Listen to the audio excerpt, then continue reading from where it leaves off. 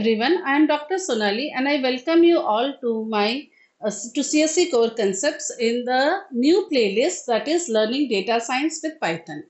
Now, in my previous playlist, that is Learning Python for Beginners, we have gone through all the previous stages of learning how to code a Python program, right from its installation, saving, writing some basic blocks of code to some complex structures using loops and control statements, and thereafter using some functions, recursions, and a major focus on the object-oriented part of programming. Now, in this series, I'm going to discuss about the data science part with the Python programming, where I will start with understanding all the libraries. Okay, maybe I will try to make you understand the various rich library which Python has, which enables us to learn and use data science with Python very, very easily.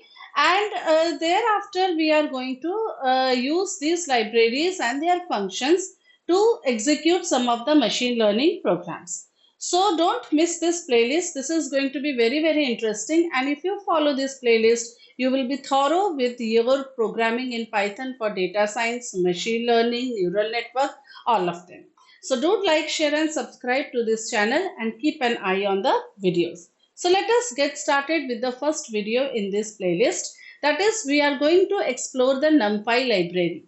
Now, since NumPy is a huge library, there are various types of functions in it. We may not be able to cover it in one video. So there are three videos, almost 2 to 3 videos in that, where I am segmenting these functions into basic functions, which we will learn in this video.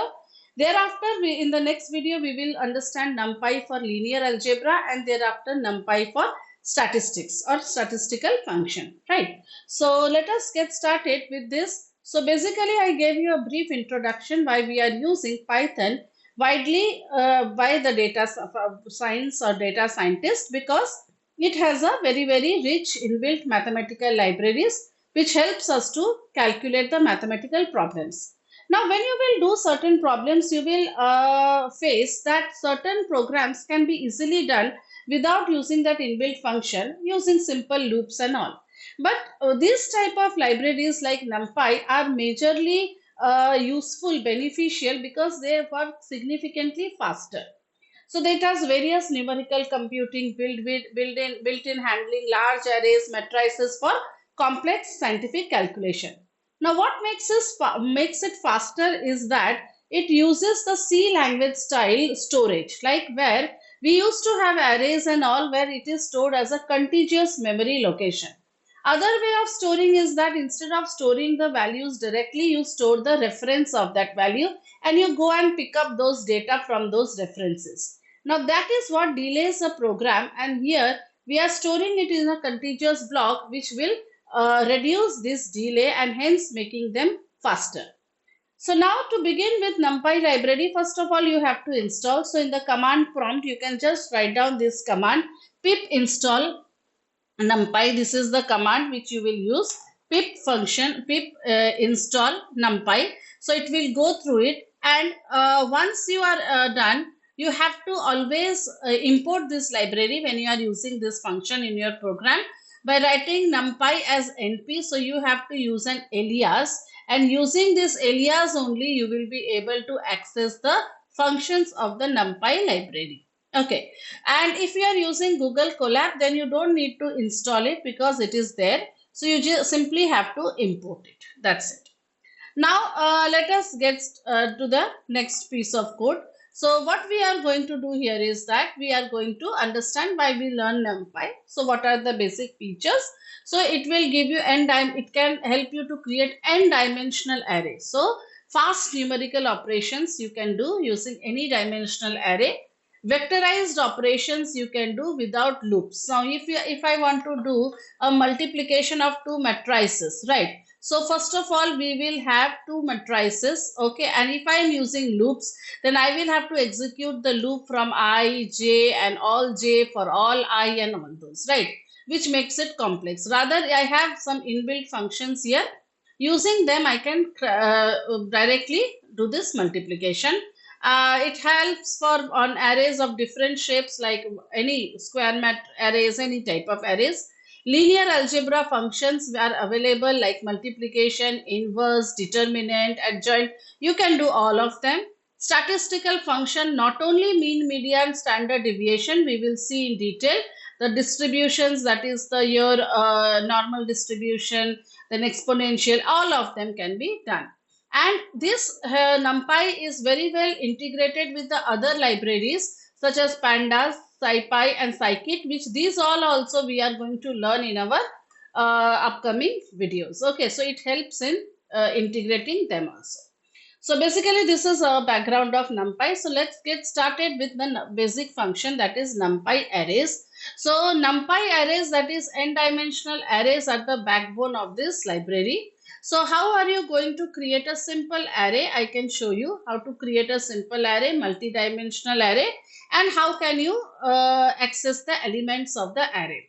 So first of all, you will have to import the NumPy files. Okay. Now in order to do that, I will show you how can you do that. So what you can do is that with every block of code, instead of writing import NumPy, you can simply write import NumPy as NP, and you can execute it and keep it, right? So that all blocks you can use NumPy, right? Now let us create an array. Okay, first of all, let us create a one-dimensional array. So simply you can write down like what are the elements you want to put in that array. Fine, and you can print them, print it also. So how can you print it? Print arr dot np dot arr array. Okay, so you can easily do this. You can use the np dot array function. Now what is it doing here? First of all, this is a list. What you just created is a list, right? And you are converting this list into an array. So how do you convert a array? Okay, you are converting using this function and you are passing this, and simply you can print it, right? Not a problem. So it is now converted into a array. Now if I want to access any of the specific element of this array, I can simply write down array of 3, right? And I can simply print it. So I can print the third element, right? Index starts from 0. So this is what we have done it, right? So similarly, you can directly create also a multi-dimensional array. So to create a multi-dimensional array, that is a matrix, you can say np dot array. Now when you are creating it, you are creating a two-dimensional, right? So you have to write within the square brackets. This is the first dimension. Again in the square brackets, you have to write it like this, right? And you can simply print, okay, matrix. You can specifically say some element like 0, 4, right? 4 won't be there. Okay, 2. So you can have it in this way. I will show you, yeah, what happened here. Field elements must be 2 or 3 tuples, got 5. Yeah, here you will have to have another square brackets, right? You have to write it inside the square brackets. Yeah, now it is done. Okay, one square bracket inside that individual. So the element has been printed. This is multi-dimensional. Now you can create a cube also. So you now if you are having a 3 dimension, it is showing you the depth, row and the column, right? So you have this array 1, 2, 3. So now you have 3 square brackets. Please keep an eye. If you have a single dimension, keep only 1. Otherwise 2 dimension and 3 dimension. So just make sure you know this square brackets. So this is print. You are printing this particular element. You can increase the number of dimensions as you want to. So this is about it. Now you can have certain operations on the array like slicing, finding out certain elements of the array. So this is very simple where you can use this function. You have start, stop and step. So it will print you the from 1 to 3. This we have seen the functions. So the first element, second element and the third element. These 3 will get printed. Then Boolean indexing means when you are putting some conditions. So if array greater than 20, okay, you are accessing some particular value, then it will return true, otherwise it will return false, right? So it is filtering. And fancy indexing is also called as the advanced indexing, where it will help you to access array elements based on other array. Like if you want to access the 0th element, 2nd element and 4th element. So you can create a small list like this, and using this list only you can access the elements, right? So these are the various functions by which you can access the elements of the array. You can try these functions on your own. Now you have other operation like ellipsis. This is called as the ellipsis when you do not want to mention all the dimensions. Okay, select. Just simply write dot dot dot and 0. So now let's say if you are creating a random array np.random function 444. You are creating an array of size 4 cross 4 cross 4. And you do not want to write all of them. Simply you want to have this 0. So that is also fine. So you can try this one out. This is interesting, using a random function. So you can say cube is equals to np dot random dot rand. Okay, you are writing let's say 444, right? This you have done, right? Now what you can do is that you can simply print. What you will do is that you simply write down dot ellipsis. You can see the syntax. It has 3 dots and a 0, right? So this is what it is, right? So it is printing ellipsis. It is printing. Okay, so this is simply print. Now you can write down the cube also, right? This is it is printing. So it recognizes this as the ellipsis. So all the dimensions it did not mention. So these are the different types of the axis. So you can write new axis also. You can add using the function np.newAxis, and you can of course modify the elements. That is always there. You can simply override. For modifying you have to use slicing and overriding. You can sum up all the elements using the dot sum function. Now when you are using the dot sum function, it will add all of them. Now you have two ways of this data type. Either you can take it in integer, a unary integer, or you can take the answer in float values, right? And if you want to have the sum of two-dimensional arrays, that also it is possible, right?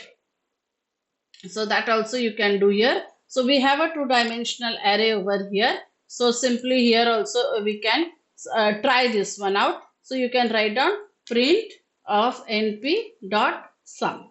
Okay, you can call that function. Now in the sum you have to give the array matrix as the argument, and data type is equals to unary integer 8, right?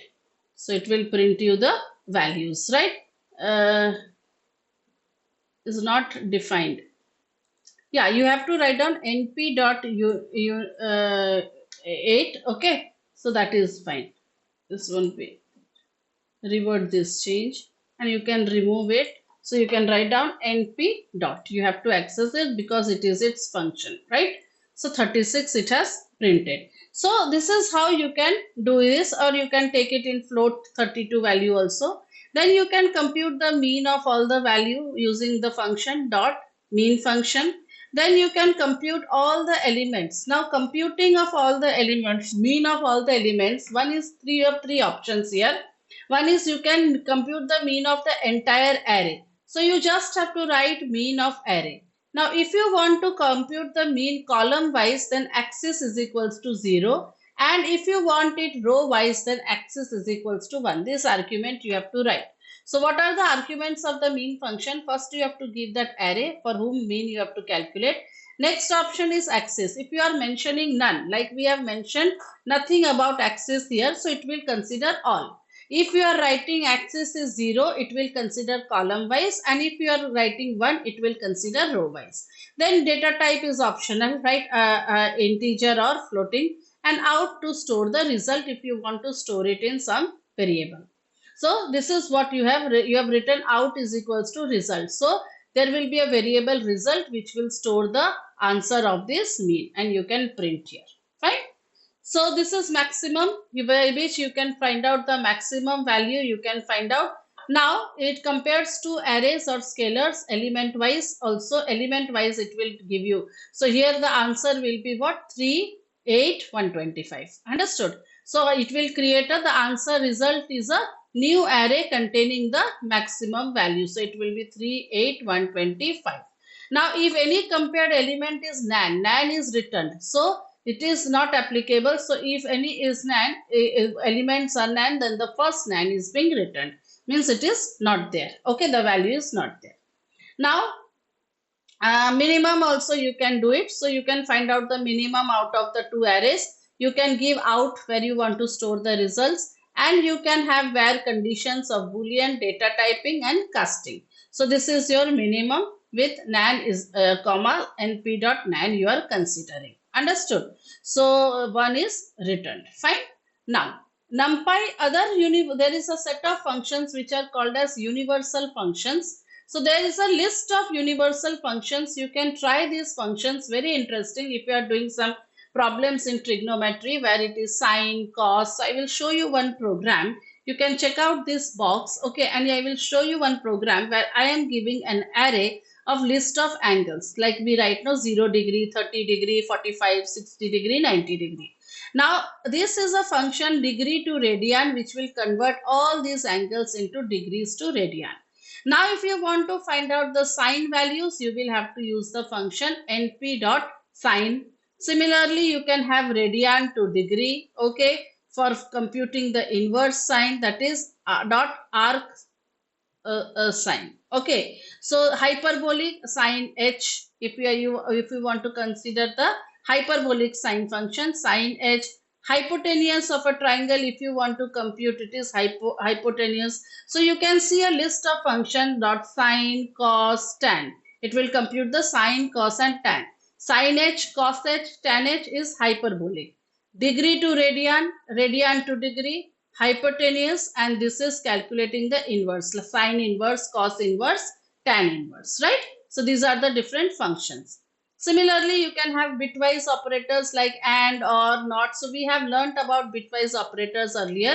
So now need to do it again. So invert, left shift and right shift. So these are the functions. So you can write a function where you can create two arrays, right? You can practice it, print and bitwise and bitwise or. You can perform them between these two arrays. You have rounding functions, rint, fix, it will fix to the nearest integer towards 0.